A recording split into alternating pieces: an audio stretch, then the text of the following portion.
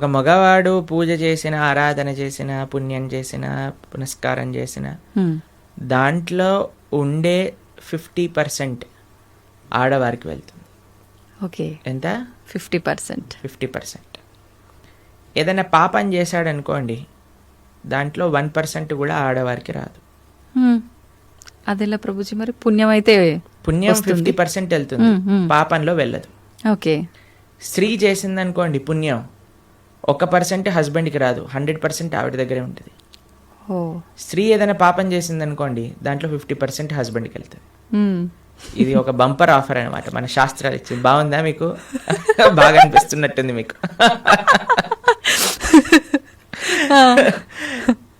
శిల్ ప్రభుపాదుల వారు ఒక దగ్గర ప్రస్తావన చేస్తారు, everybody has to fly their own plane అంటారు.